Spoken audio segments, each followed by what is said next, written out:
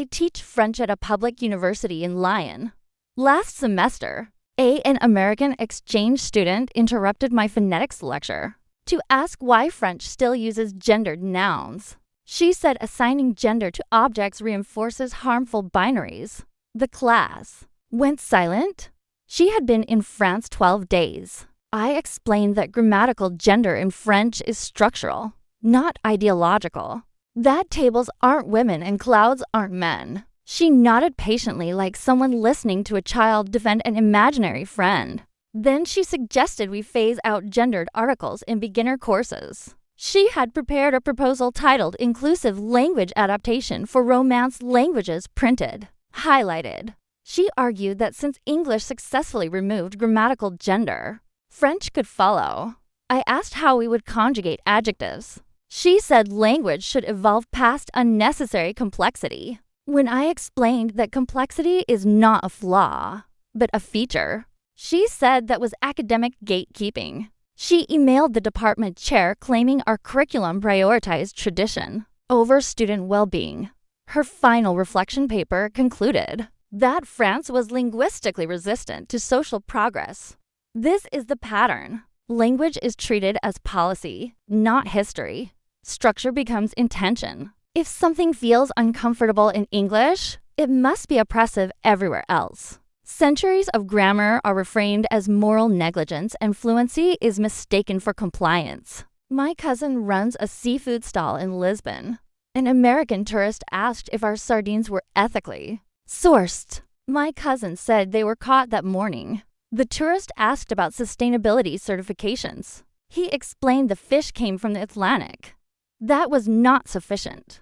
She wanted documentation. She asked about carbon impact, labor conditions, on fishing boats, and whether the sardines consented to consumption. My cousin stared at her. Then at the grill, he said Portuguese people have eaten sardines for hundreds of years. She said tradition doesn't excuse harm. She suggested replacing sardines with plant-based alternatives at a sardine stall in Lisbon. She posted a review calling us environmentally irresponsible and behind the curve of conscious cuisine. The stall opened in 1938.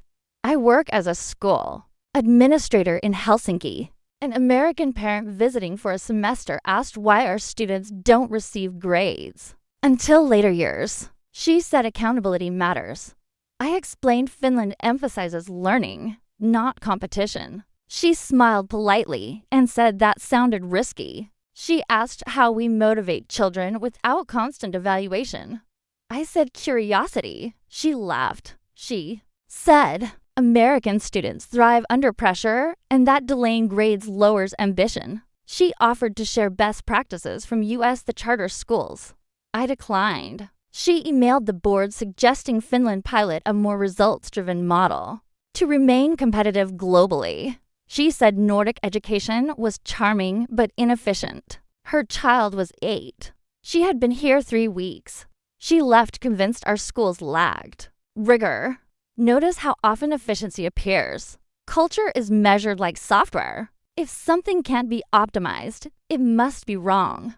Systems designed for balance, stability, or longevity are treated as failures simply because they don't scale like American metrics. I manage HR at a manufacturing firm in Stuttgart. An American consultant asked why our employees leave at 5. I said because their workday ends. He said flexibility drives innovation. I said our workers have contracts. He said that limits growth potential. He asked why employees couldn't be reached on weekends. I said labor law. He frowned. He said American companies expect passion.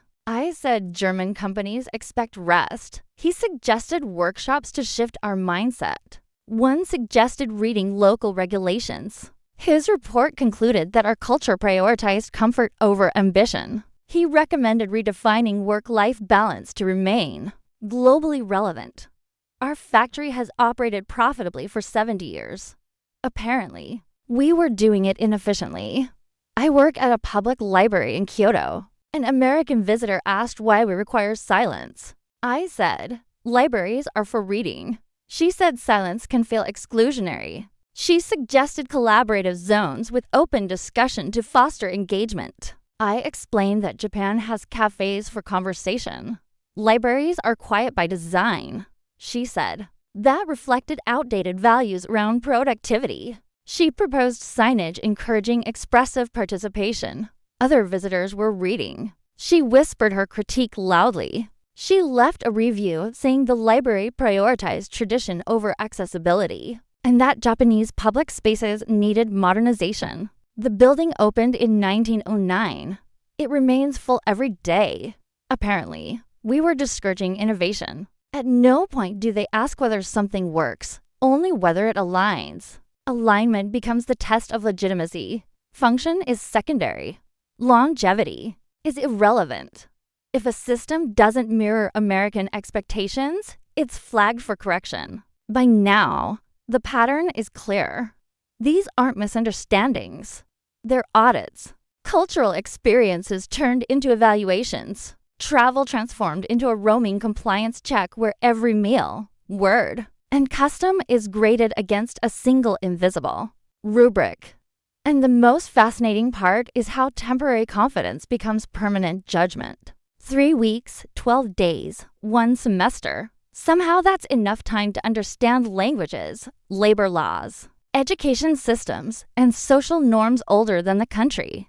Critiquing them. In the next part, the tone shifts because observation turns into intervention. Suggestions turn into complaints, and curiosity gives way to something far more dangerous. The belief that refusal itself is proof of moral failure. At a certain point, American confidence abroad stops being conversational and becomes operational. Suggestions evolve into expectations. Curiosity turns managerial, and disagreement is no longer cultural difference, but evidence that something somewhere is being done incorrectly and must be addressed. I coordinate a volunteer literacy program in rural Romania. An American volunteer arrived and immediately asked why our curriculum focused on basic reading instead of critical theory. She said empowerment requires questioning systems, not just learning letters. Most of our students were learning to read their names. I explained that many children walk several kilometers to attend class and need practical skills. She said practicality limits imagination. She proposed workshops on identity exploration and narrative ownership. She had slides prepared. She'd been in the village for days. When I said parents asked for reading and math, she said communities often internalize oppression. She suggested we override parental preferences to accelerate progress. She emailed donors saying our program lacked visionary leadership and required ideological modernization.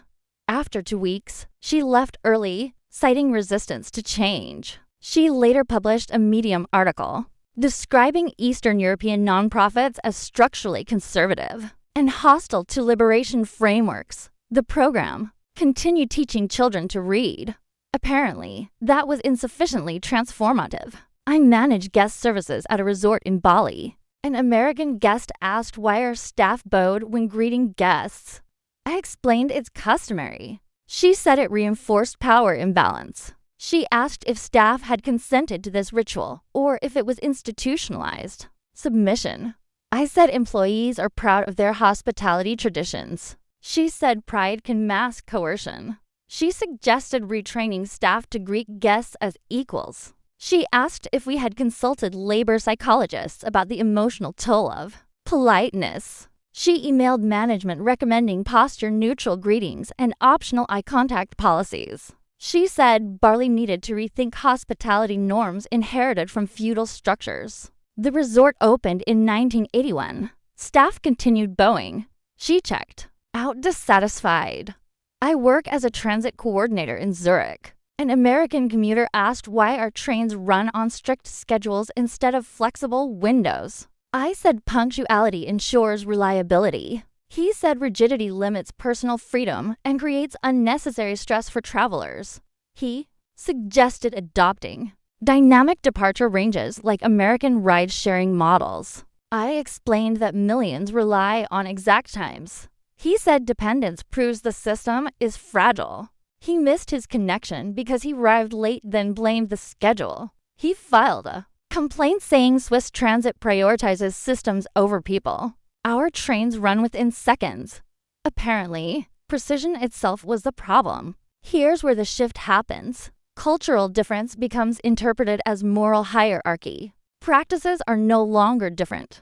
They are inferior. Resistance isn't contextual. It's ethical failure. The visitor becomes evaluator. The host becomes case study. I oversee visitor coordination at a mosque in Marrakesh. An American tourist asked why women and men pray in separate areas. I explained tradition and personal comfort. She said separation enforces inequality. She asked if we'd considered mixed gender prayer sessions. I said worshippers choose where they feel comfortable. She said choice is complicated by social conditioning. She wanted signage explaining gender dynamics to educate visitors. Worshippers were praying. She was taking notes. She left a review, calling the mosque unwelcoming to progressive values, and recommended reform to attract modern travelers. The mosque was built in the 12th century. Apparently, we needed rebranding. I own a laundromat in Buzzin. An American customer asked why we separate washing machines by load size, instead of offering individualized settings. I explained efficiency. He said customization equals respect. He asked if we'd considered user-centered redesign. I said customers want clean clothes quickly. He said speed prioritizes capitalism over well-being. He suggested mindfulness-friendly laundry experiences. He offered to connect me with a design consultant from California. He left a review saying, "Our laundromat reflected outdated service philosophy and lacked emotional intelligence. We've cleaned clothes here since 1994. Apparently, we were emotionally negligent." Notice the contradiction. Local systems must justify themselves endlessly. American systems are assumed neutral. If something exists elsewhere, it must explain its ethics. If it exists in America, it's simply normal. By now, travel has fully inverted. The visitor is no longer learning. They are auditing. Every interaction becomes evidence. Every refusal confirms suspicion. And every unchanged tradition is reframed as intentional harm. In the final part, something else emerges. Not frustration, not confusion, but certainty. The belief that cultures failing to adapt are not just different, but dangerous, irresponsible, and morally behind.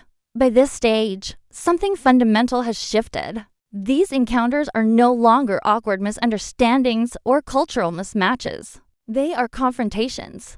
The American traveler isn't asking permission or seeking insight. They arrive already convinced that adaptation is owed and refusal is evidence of ethical failure. I work at a municipal office in Vienna. An American resident demanded to know why our recycling rules were mandatory. He said environmental responsibility should be voluntary, not enforced. I explained fines ensure compliance. He said coercion undermines personal freedom and moral choice.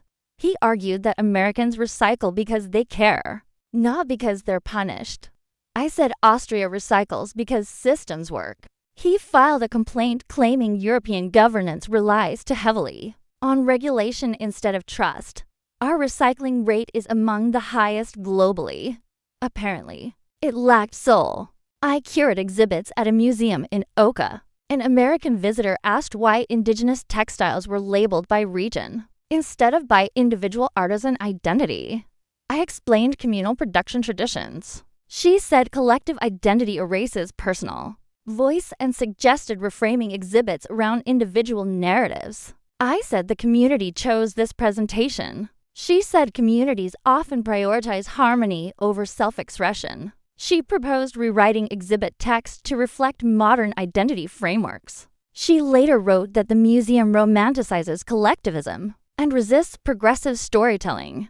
The textiles predate her country. This is the final transformation. Culture stops being something you encounter and becomes something you evaluate. Context is dismissed as excuse. History is reframed as stubbornness, and disagreement itself becomes proof. That intervention is urgently required. The irony is that this mindset believes itself deeply respectful. It uses the language of care, inclusion, and justice.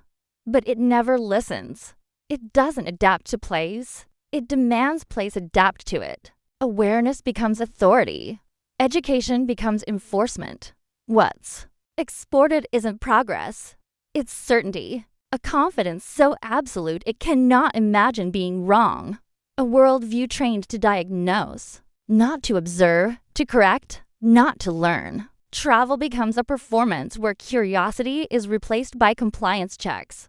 And that's the real culture shock. Not that other countries do things differently, but that some visitors cannot tolerate difference at all. They arrive convinced the world is unfinished and somehow expect gratitude for pointing it out.